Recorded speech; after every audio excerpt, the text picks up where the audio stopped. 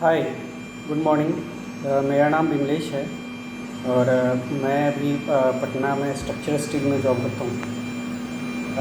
आज मैं आप लोगों को स्पेक्ट्रोमीटर से केमिकल एनालिसिस करने के लिए किस तरह की प्रिपरेशन सैंपल की ज़रूरत है और उसके बाद स्पार्क लेने के टाइम पे स्पार्क इन द सेंस कि जिस टाइम पे सैंपल चेक हो रहा है उस टाइम पे किन किन चीज़ों का ध्यान देना चाहिए ताकि रिज़ल्ट की एक्यूरेसी अच्छा है और रिज़ल्ट आपका सही हो एक स्पार्क में ही।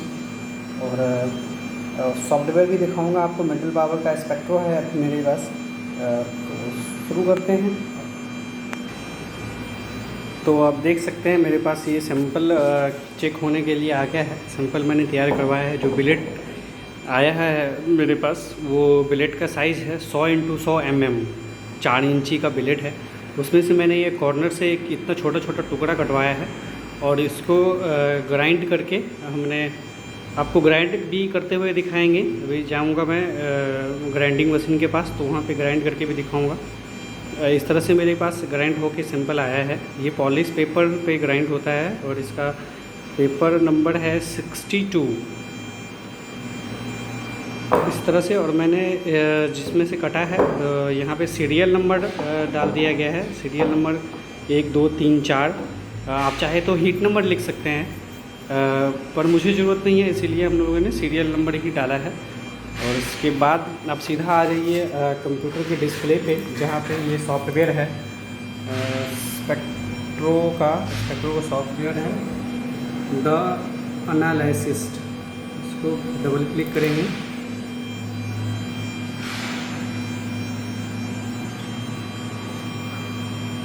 जैसे ये अभी प्रोसेस हो रहा है खुलेगा, उसके बाद अगर जैसे ये 24 घंटा अगर सॉफ्टवेयर बंद रहता है उसके बाद अगर आप फर्स्ट टाइम पे ओपन करिएगा तो ये 39 मिनट्स का वो फ्लैशिंग मांगता है। फ्लैशिंग मतलब आर्गन प्रोसेस रहेगा वो। स्पेक्ट्रो आपका रीजनरेट होता है। अभी क्या है कि मैंने ऑलरेडी 39 मिनट का जो है मेरा रीजनरेट ऑलरेडी हो चुका है, इसीलिए कनेक्टिंग टू मेटामीटर ये दिखा रहा है, अदरवाइज़ ये डिसकनेक्टिंग दिखाएगा। तो अभी इसमें क्या है कि आईडी और पासवर्ड मांग रहा है। दोनों जगह मैंने भर देना है मेटल पावर शॉर्ट लेटर में WER metal power.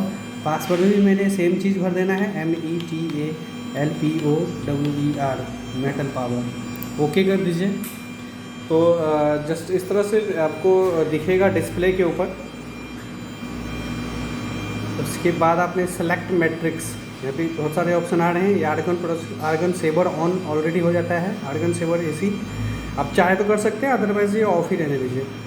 Auto analysis health report ये आप सबको उसमें ज़रूरत नहीं है। यहाँ पे आप फ़िलहाल के लिए आप जाइएगा सेलेक्ट मैट्रिक्स में। आपको मैट्रिक्स की ज़रूरत है। इतना लंबा वीडियो बन जाएगा, इसीलिए मैं पूरा डिटेल नहीं बता सकता, खाली आप पॉइंट पे जाते हैं। MS अगर आपका CI का जैसे कोई रोल्स है, SG आयरन है, एडामाइट्स है, तो उसमें आप यहाँ पे ऊपर सबसे ऊपर के लिए करिएगा। अदरवाइज़ ये MS में MS लो एलाइज स्टील MSCS इसमें कर दीजिए। ओके करिए। ओके करने के बाद आपको इस तरह से खुलेगा। यहाँ पे सबसे पहले 4 ऑप्शन है, मैन, टूल्स और यूटिलिटी और हेल्प। तो अपने मैन में जाना है। मैन में जाके यहाँ पे एनालिसिस का एक ऑप्शन आएगा। एनालिसिस जैसे खुलिएगा तो इस तरह से एक विंडो और खुल जाएगा। उसमें आप सैंपल नंबर, जैसे मेरे पास सीरियल नंबर लिखा हुआ था तो मैंने यहाँ पे 1 डाल देना है। उसके बाद ग्रेड नेम में मैंने ग्रेड यहाँ पे कोई सेलेक्ट नहीं है, आप सेलेक्ट कर सकते हैं। अगर आपने ऑलरेडी इसमें ऐड करिएगा तो हो भी सकता है। इसमें C20 जैसे मेरा C20 HMN है तो यहाँ पे मैं लिख सकता हूँ। अदरवाइज़ हीट नंबर डाल सकते हैं आप। हीट नंबर नहीं है, मैंने सीरियल नंबर डाल देना है। सिंपल नंबर डाल दिया, एक हीट नंबर भी सेम चीज़ डाल दिया। उसके बाद कस्टमर नाम है मेरा, जैसे कस्टमर नाम जो भी हो वो आप डाल देना है। मैं नहीं डाल रहा हूँ, उसका कुछ रीज़न है। ठीक है, एनालिसिस ओके। तो उसके बाद आपको इस तरह से खुलेगा, विंडो खुल जाएगा। यहाँ पे carbon, silicon, manganese, phosphorus, sulphur, chrome, moly, nickel, aluminium, copper, titanium, vanadium, निवेवियम, उसके बाद tungsten, cobalt, boron, tin, arsenic, lead, nitrogen, Fe और CE होता है कैलकुलेशन होता है एक तरह से फार्मूला का। CE भी फार्मूला इसमें ऐड होता है, एलिमेंट्स नहीं है। एफ ई भी एडिशंस होता है। एफ ई 100% में से ये सारा चीज़ जो है ये माइनस होता है, उसके बाद जो बचेगा वो एफ ई दिखाएगा आपको। मतलब एफ ई में ये सब चीज़ डिडक्ट होने के बाद ये कितना परसेंटेज एफ ई बचा हुआ है वो दिखाता है। तो ये भी एडिशन ही है। तो इसीलिए अब उसके बाद आप जाएंगे सीधा स्पेक्ट्रो पे। ये मेरा स्पेक्ट्रो है, metal power vision atomic emission spectrometer. ये मैंने सैंपल ले लिए हैं जिस पे मेरा सीरियल नंबर लिखा हुआ है एक। और इसके बाद सबसे पहले चले जाइए इसके अंदर, ये स्पेक्ट्रो है, ये स्पार्क चैम्बर है, स्पार्क स्टैंड बोल दीजिए, स्पार्क चैम्बर बोल दीजिए। इसके अंदर एक शायद आपको दिख रहा हो, एक ये इलेक्ट्रोड है। तो जब भी मैं स्पार्क लेंगे इलेक्ट्रोड के ऊपर कार्बन जमा रहते हैं, तो वाइट ब्रश है, वाइट ब्रश से उसको अच्छे से उस नोक को, टिप को, इलेक्ट्रोड का जो टिप लगा हुआ है उस टिप को साफ़ करेंगे। नेक्स्ट वीडियो में आपको दिखाएंगे इसका कैलिब्रेशन और इसका मेंटेनेंस कैसे करते हैं, वो भी आपको दिखाएंगे अगला वीडियो में। और इसको जस्ट सेंटर में रखना है और चेक कर लेना है कि इसमें कोई पिन होल्स तो नहीं है, कोई जाली तो नहीं है, कोई होल नहीं है, क्योंकि जो इलेक्ट्रोड है वो किसी होल में नहीं जाना चाहिए, अदरवाइज़ आपका रिज़ल्ट जो है वो ग्रेटर देन में आएगा या मोर देन में आएगा। तो जहाँ पे मुझे साफ दिख रहा है वहाँ पे लगाने की मैं लगाऊंगा।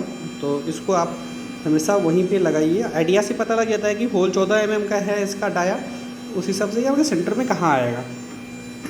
अर्थ के लिए हमने इसका जो क्लैंप है उसको जस्ट टच कर देना है, टाइट कर दीजिए और सॉफ्टवेयर पे जाइए और यहाँ पे स्टार्ट बर्न का ऑप्शन आता है, स्टार्ट कर दीजिए।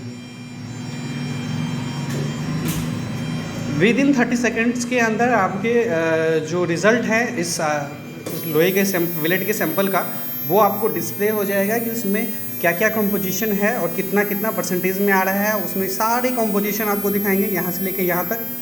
तो चलते हैं, ये मेरा लो एलाइज स्टील है। तो इसके अकॉर्डिंग मुझे पता है कि C20 mm या C20 HMN के अंडर IS 2830 के में जो भी इसका सेटिस्फेक्शन रिपोर्ट होगा वो मैं एक्सेप्ट करूँगा। तो इसमें देख सकते हैं इस कार्बन 22 कार्बन 0.22, सिलिकॉन आ गया 0.10, मैंगनीज आ गया 0.49, फॉस्फोरस आ गया 0.080, बहुत ज़्यादा है जो कि स्टैंडर्ड मेरा 4.5 की देता है। तो मैं ये मटेरियल को फिल करूँगा। सल्फ़र है 0.048, क्रोम 0.030।